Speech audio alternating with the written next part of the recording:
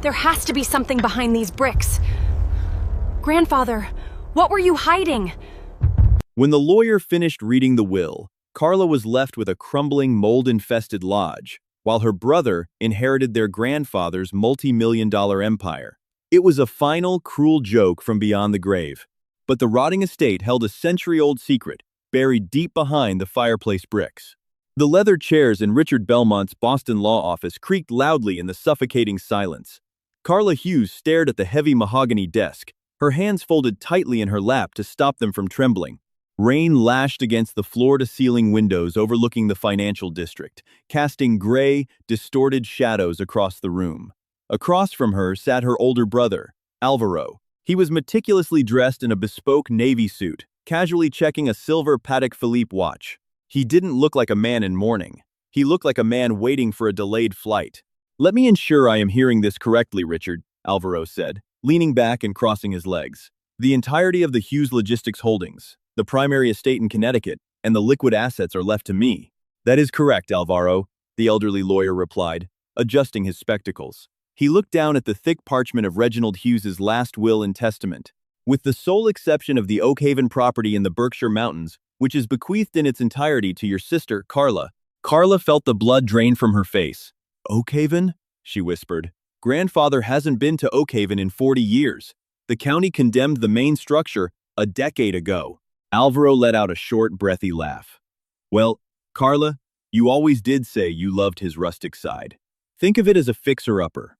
It was a staggering betrayal. For the last 5 years of Reginald Hughes's life, as his mind fractured and his body failed, it was Carla who had sat by his bedside. She had abandoned her doctoral studies in history to manage his care, feeding him, reading to him, and tolerating his increasingly paranoid delusions. Alvaro, meanwhile, had remained in London, expanding the family business and sending nothing more than obligatory holiday cards. "Richard, there must be a mistake," Carla said, her voice barely above a whisper. "Grandfather told me. He promised he had set up a trust for me. He knew I drained my own savings to pay for the private nursing staff when the estate's funds were tied up in probate." Belmont offered a sympathetic but entirely useless grimace. "I am sorry, Carla. Reginald amended this document 3 weeks before his passing. He was adamant. Oakhaven, and the 70 acres of woodland it sits upon, is yours. The deed is fully transferred, along with the back taxes owed on the property." "Back taxes?" Carla's head snapped up. "Approximately $42,000, Belmont stated quietly. "Payable by the end of the fiscal year, lest the county seize the land." Alvaro stood up, buttoning his suit jacket. "Well, it's been a taxing morning. Carla, if you need a loan to cover the taxes, my office can draw up a contract. Standard interest, of course.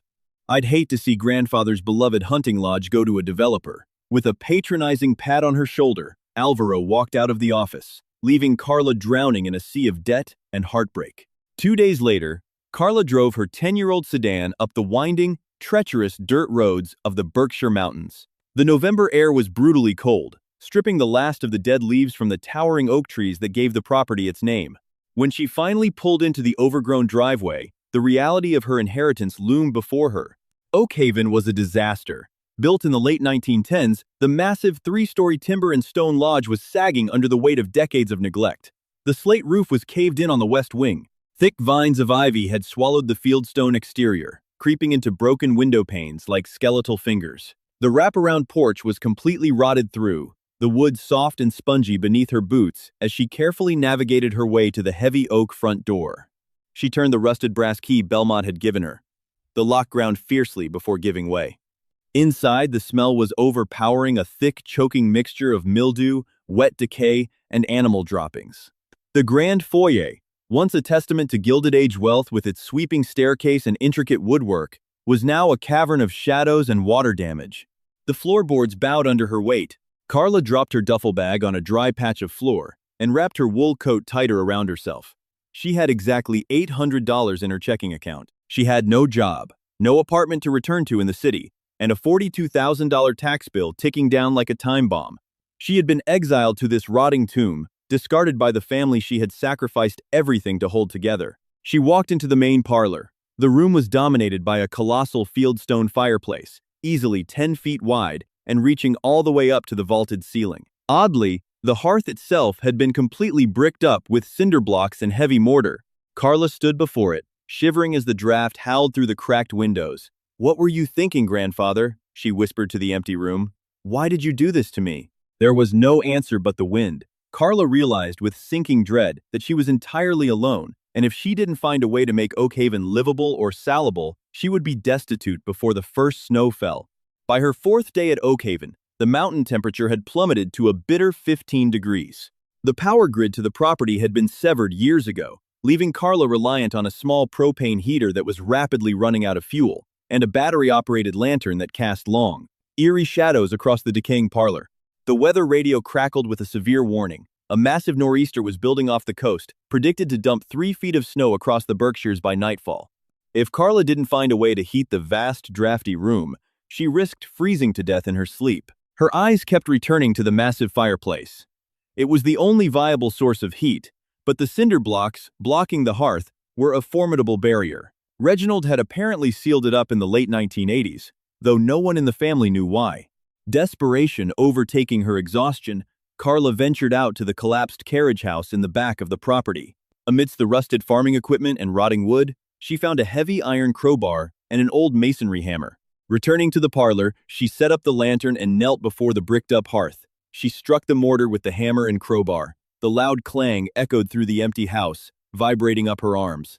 The mortar was incredibly tough, refusing to yield. For 2 hours, Carla swung the hammer, tears of frustration freezing on her cheeks. Her hands were blistered, her shoulders burning with lactic acid. "Come on," she grunted, slamming the crowbar into a crack between 2 blocks. She threw her entire body weight against the iron bar. With a sharp crack, a massive chunk of dry mortar broke free. A rush of air immediately blasted through the gap, but it wasn't the smell of soot or a chimney flue. It was a stream of stale, cold air that smelled faintly of metallic oil and old paper. Encouraged, Carla hammered frantically. Block by block, the wall began to give way. As she cleared a hole large enough to crawl through, she shined her flashlight inside, expecting to see the brick backing of a chimney. Instead, the beam of light hit solid, riveted steel. Carla gasped, dropping the hammer. She cleared the remaining cinder blocks away with her bare, bleeding hands. Concealed entirely within the oversized architecture of the fireplace was a heavy wrought iron door, reminiscent of a bank vault or a speakeasy entrance, complete with a rusted wheel handle. Her heart pounded against her ribs. Why would a hunting lodge have a steel vault hidden inside a fireplace? She gripped the cold iron wheel. It refused to budge. Taking the crowbar, she wedged it between the spokes of the wheel and the door frame, using it for leverage. She pulled, with everything she had. Metal shrieked against metal, a high-pitched, agonizing groan that seemed to wake the very bones of the house. The wheel turned a quarter inch, then another. Suddenly, the internal locking mechanism gave way with a heavy, satisfying thud. Carla pulled the heavy door open. It swung outward on massive, silent hinges, revealing a narrow, spiraling staircase carved directly into the mountain's bedrock, descending deep beneath the foundation of the house. She grabbed her lantern and stepped over the threshold. The air down here was remarkably dry, artificially preserved. As she descended the stone steps, counting 20, 30, 40 stairs, the temperature actually seemed to stabilize. The beam of her lantern cut through the absolute darkness, finally illuminating a vast subterranean chamber. Carla stopped breathing. The room was easily the size of a gymnasium, its ceiling supported by thick steel I-beams. The walls were lined with rows of heavy wooden crates, metal filing cabinets, and draped canvases. It didn't look like a cellar. It looked like a fallout shelter built for royalty. She approached the nearest wooden crate. The stenciled black lettering on the side read, "Hughes Imports 1928. Using her crowbar, she pried the lid off the crate. Inside, packed in straw and thick oilcloth, were hundreds of heavy rectangular objects. She peeled back the cloth. They were silver bars. Dozens of them, tarnished black with age, but unmistakably solid silver. Carla stumbled back, knocking into a sturdy oak desk situated in the center of the room. On the desk lay a single, thick, leather-bound ledger, perfectly preserved in the dry air. Next to it was a photograph in a silver frame. Carla picked it up, brushing the dust from the glass. It was a picture of her grandfather, Reginald, but he was a young man in his late 20s, standing side by side with a man Carla immediately recognized from history books. Meyer Lansky, the notorious mob accountant. Both men were smiling, standing in front of this very lodge. Carla opened the leather ledger. The pages were filled with handwritten entries in faded black ink. It wasn't a diary. It was an accounting book. The 14th of October, 1929. Deposit, $450,000. Origin, Chicago. Transfer via rail. Secure at Oakhaven Vault A. The 3rd of November, 1931. Asset allocation, 400 ounces gold bullion. Secure at Oakhaven Vault C. As she flipped through the decades, the sums grew astronomically, but it was the entries from the late 1990s that made Carla's blood run cold. They weren't just storing old mob money. There were detailed records of corporate embezzlement, offshore shell companies, and systematic fraud tied directly to Hughes Logistics, the very company her brother Alvaro now controlled. Her grandfather hadn't left her a worthless ruin. He had left her the family's greatest, most dangerous secret. The entire foundation of the Hughes empire was buried under the floorboards of this condemned lodge, and Carla was now the sole owner of all of it. The storm raged for 2 days, burying Oakhaven under 40 inches of snow. Carla spent every waking hour in the subterranean vault, wrapped in a heavy wool blanket she had found in an airtight trunk. She meticulously cataloged the contents of the ledger and opened crate after crate. The wealth was staggering, not just silver and gold, but Depression-era bearer bonds, untraceable bearer shares in massive European conglomerates, and crates of Prohibition-era liquor that would fetch a fortune at auction. But the wealth was overshadowed by the peril documented in the ledger. The records explicitly detailed how Reginald Hughes had routinely siphoned funds from his legitimate businesses to hide them from the IRS and the SEC, using the Oakhaven Vault as his personal, off-the-books Federal Reserve. More importantly, it showed that Alvaro was not only aware of the modern embezzlement, but had actively participated in it for the last 10 years. Carla needed help. She couldn't walk into a bank with a silver bar and a mob ledger without ending up in federal prison. When the roads finally cleared enough to get a cellular signal at the edge of the property, she dialed the only person she could trust, Truman Baker. Truman was a former university colleague, an architectural historian who specialized in restoring Gilded Age properties. He also possessed a sharp analytical mind and a fierce loyalty to Carla, having helped her through the emotional toll of her grandfather's illness. "Carla? Good Lord, I've been trying to reach you for days," Truman's voice crackled through the phone. "Alvaro's lawyers have been calling my department trying to find you. Are you at that old lodge?" "Truman, I need you to come to Oakhaven. Right now. Tell no one." "Carla, what's going on? You sound terrified." "I'm not terrified, Truman. I'm rich, and I think my brother might try to kill me if he finds out what I have." 4 hours later, Truman's rugged four-wheel drive Jeep plowed through the snowdrifts of the driveway. He was a tall man, with a permanent scruff, wearing a thick canvas jacket. He took one look at the dilapidated exterior of the house and frowned, but when Carla led him through the parlor, through the iron vault door, and down into the cavern, his jaw dropped. This is an architectural marvel," Truman breathed, shining his heavy-duty flashlight over the vaulted steel ceiling. "This isn't just a basement. This is a blast-proof bunker. It predates the Cold War. Look at the riveting on those support columns. This is 1920s naval engineering. Never mind the architecture, Tommy. Look at this." Carla handed him the leather ledger. Truman adjusted his glasses, flipping through the pages. As a historian, his eyes widened at the early dates. Lansky, Rothstein. "Carla, your grandfather was laundering money for the syndicates during Prohibition. This place was a secure drop for illicit capital before the federal banking regulations tightened." "Keep reading," she said grimly. "Look at the entries from 2015. Truman flipped to the back. His historian's curiosity vanished, replaced by stark alarm. Hughes Logistics. Phantom payrolls. Overstated depreciation assets. "Carla, this is a ledger of active corporate fraud.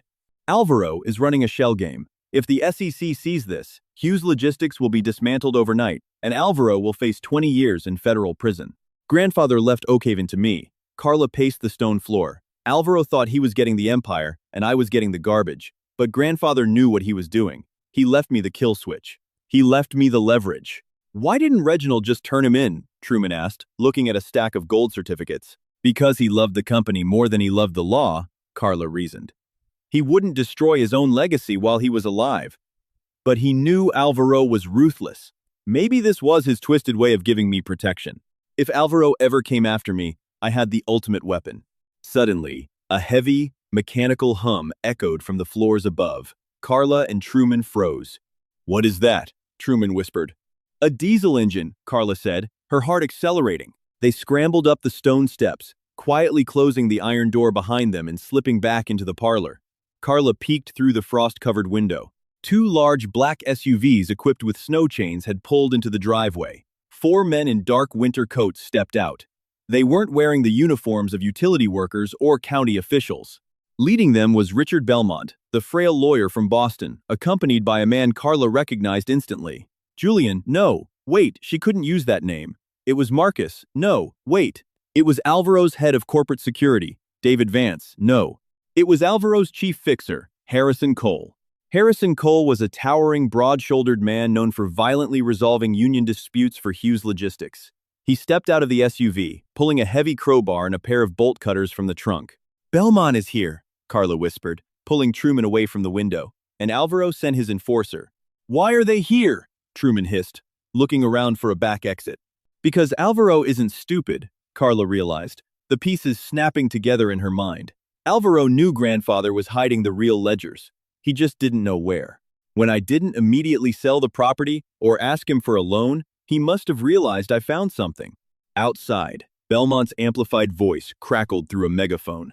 "Carla Hughes, this is Richard Belmont. I am accompanied by representatives of the Hughes estate. We have filed an emergency injunction with the county. Due to the hazardous condition of this structure, Oak Haven is being condemned immediately for demolition. You must vacate the premises at once."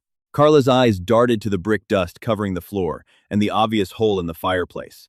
If Harrison Cole walked into this room, he would see the vault. He would take the ledger, and she and Truman would likely never leave the mountain alive. "We have to hide the door," Truman whispered urgently, seeing the broken cinder blocks. "There's no time," Carla said, her voice dropping to a dead calm. She walked over to the corner of the room, picking up a heavy can of kerosene she had brought in for the heater. "We don't hide it. We change the rules." The heavy slosh of kerosene echoed loudly in the decaying parlor as Carla moved with manic precision. She did not douse the walls or the ledger. Instead, she poured a thick, pungent line across the rotted oak floorboards, drawing a distinct boundary between the grand foyer and the gaping maw of the fireplace. "Carla, are you out of your mind?" Truman hissed, stumbling back as the fumes filled the freezing room. He held the leather ledger tightly to his chest. "If you burn this place down, we lose the evidence. We lose everything." "I'm not going to burn it down, Tommy," Carla said, her voice eerily steady. Her breath plumed in the frigid air as she unscrewed the cap of a small Zippo lighter she had found on her grandfather's subterranean desk. "I am going to buy us time." Outside, the heavy thud of boots pounded across the sagging wraparound porch. The wood groaned under the weight of Harrison Cole and his men. "Stand back!" Cole's gruff voice barked from the other side of the heavy front doors. A second later, the unmistakable, violent crash of a sledgehammer struck the rusted lock. The door splintered inward, the ancient hinges screaming as the wood gave way. A blizzard of snow blew into the foyer, followed immediately by Cole, who stepped through the wreckage holding a crowbar.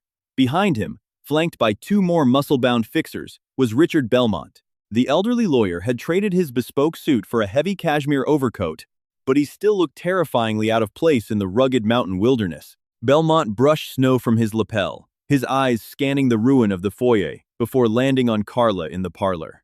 Then, his gaze shifted to the gaping hole in the cinder-block fireplace and the heavy iron vault door standing wide open. A slow, chilling smile crept across Belmont's withered face. "Well, I suppose congratulations are in order, Carla. You always were the cleverest of Reginald's grandchildren. Alvaro lacked your historical curiosity." "Stay exactly where you are, Richard," Carla warned, her thumb resting on the flint wheel of the lighter. "Or, I drop this, and the entire foyer goes up." Cole stepped forward, his knuckles white around the crowbar. "Put the lighter down, little girl. You don't have the stomach for this." One, Cole. "Try me, Harrison," Carla snapped. "This wood is a century old and bone dry beneath the water damage. It will flash ignite in seconds. You might make it out the door, but the roof of that foyer will collapse before Richard can turn around." Belmont held up a gloved hand, signaling Cole to stop.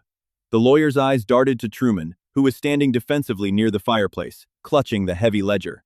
Belmont's composed veneer cracked for a fraction of a second, revealing a flash of sheer panic. "Carla, let us be reasonable," Belmont said, taking a slow, measured step toward the kerosene line. His voice took on the soothing, patronizing tone he had used in his Boston office. Alvaro sent me to protect you. That structure you found, it is dangerous.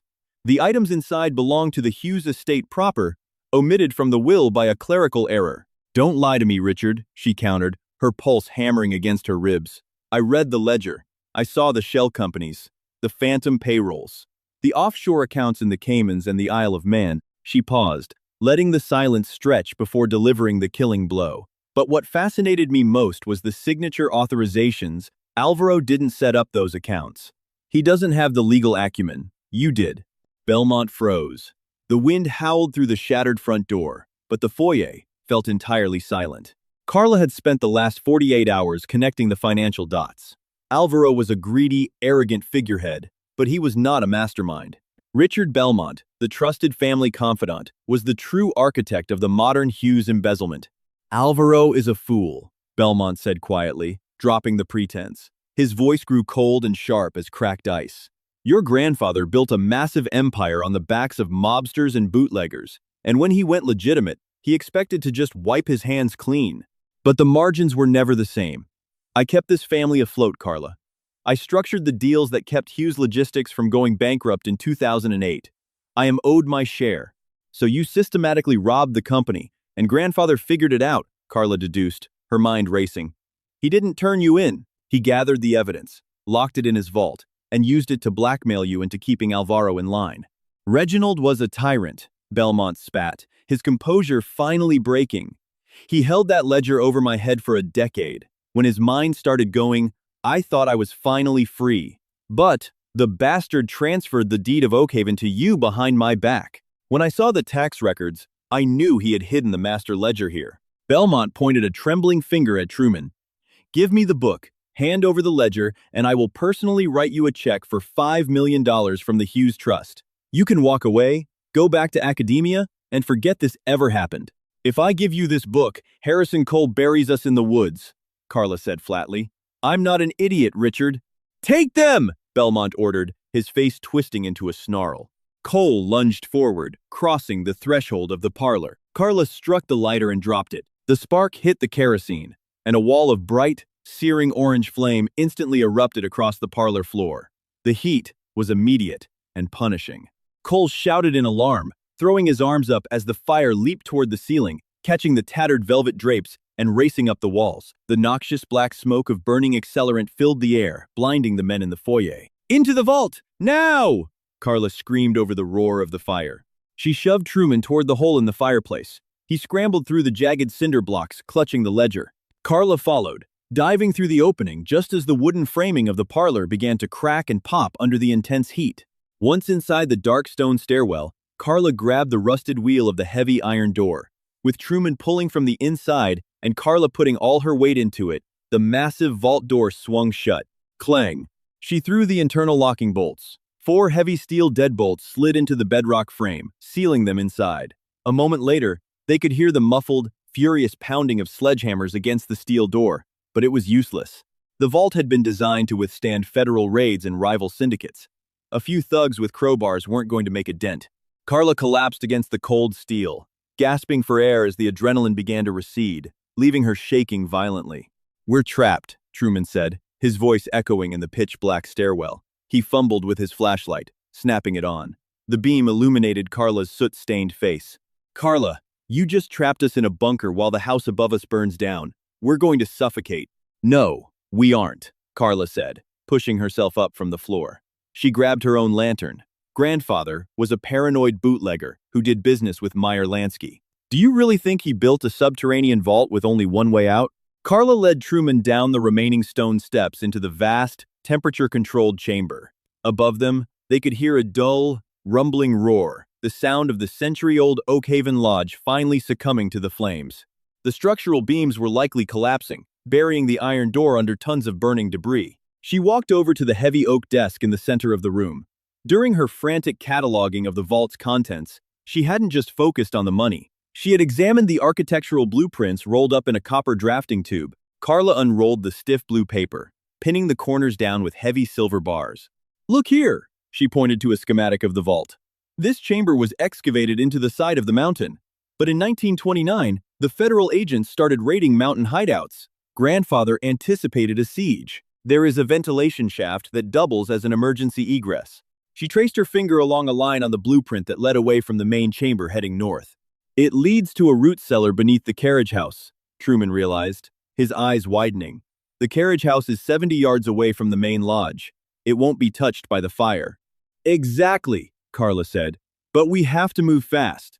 If Belmont and Cole realize they can't breach the door, they might circle the property to look for other entrances. They worked in a frenzy. Truman unzipped his heavy canvas duffel bag, the one he had used to bring emergency supplies. Carla loaded the master ledger first, wrapping it in thick oilcloth to protect it from moisture. Then, she moved to the open crates. She didn't take the silver. It was too heavy and too difficult to liquidate quickly. Instead, she opened a small steel lockbox she had found earlier. Inside were pristine, stackable bars of pure platinum and a velvet pouch